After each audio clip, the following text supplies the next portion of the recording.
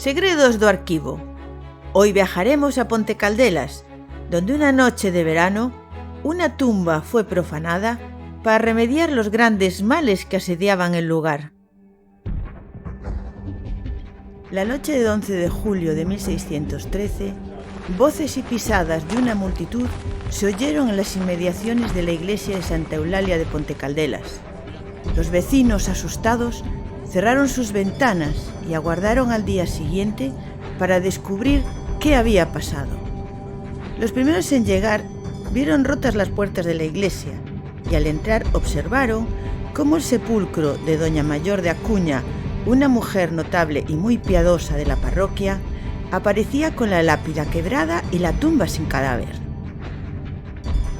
Hicieron repicar las campanas para convocar a todos los vecinos y, por supuesto, avisaron a los hijos de la difunta.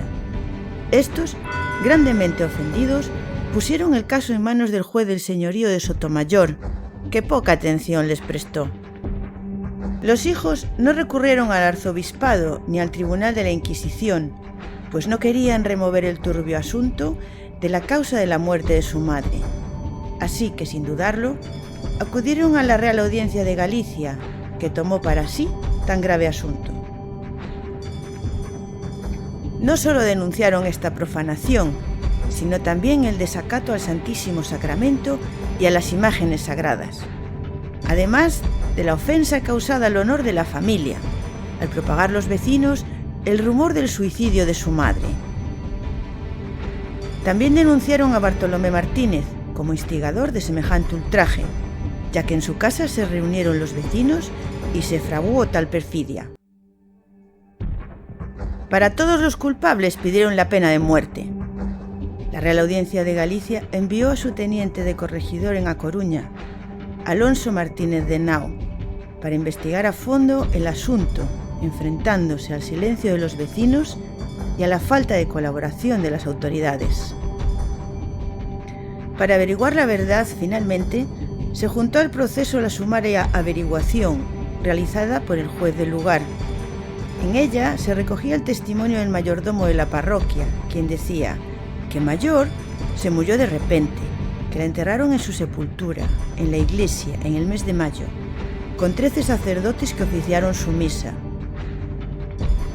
Que esa noche, el 11 de julio, acudió a la iglesia ante las voces de los vecinos, que ya tañían la campana, para convocar a todo el pueblo, y allí se encontró con las puertas que él había cerrado con llave, forzadas y abiertas.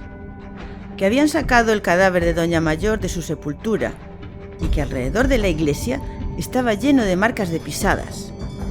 Que un mozo suyo había oído en Valongo hablar a unas mujeres que decían que por culpa de Mayor de Acuña no paraba de llover, se pudrían las cosechas y que la habían de desenterrar. El mayordomo continúa diciendo que oyó que el cuerpo estuvo abandonado en el campo entre 6 y 7 días, atado a una tabla que resultó ser de un banco de la iglesia, que más tarde lo hallaron en un regato llamado Portorreiriz y que le faltaba una mano hasta el codo, y que los rumores decían que fueron los vecinos de Santa María de Augas Santas y de Santo André de Valongo. En la pesquisa de la Real Audiencia de Galicia, se averigua que estos vecinos, todos juntos, se llevaron el cuerpo hasta el camino de Laxoso y allí lo abandonaron, que pasados unos días fueron a enterrarlo de nuevo durante la noche, pero cuando estaban cavando se les rompió el azadón y tiraron con apremio el cadáver en un agujero que taparon con piedras. Los culpables andaban temerosos de la justicia por el delito que habían cometido. Algunos escaparon y escondieron sus bienes.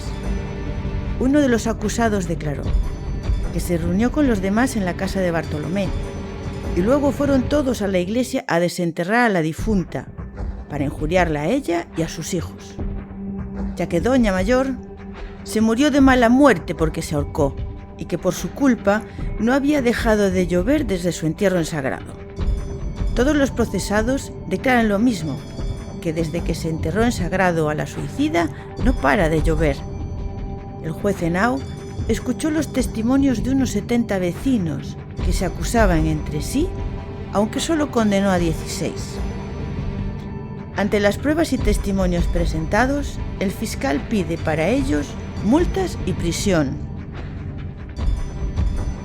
Pero el defensor de los acusados no está de acuerdo. Dice que todos son rumores, que esto ya ha pasado otras veces, haberse hallado desenterrados los cuerpos de las sepulturas donde los echan, por permisión divina y sin obra de nadie. De nada sirve su pataleta y llamar a sus defendidos labradores rústicos y simples, buenos cristianos y temerosos de Dios, apartados de injurias, ni decir además que estos no conocían el mal que hacían. Finalmente, fueron condenados a multas y costas judiciales, y a los que se escaparon de la justicia les fueron secuestrados sus bienes hasta el pago total de la multa. Este expediente ha llegado hasta nuestros días, conservado en el fondo de la Real Audiencia de Galicia, con las asignaturas 2753-1, 2754-1 y 2755-1.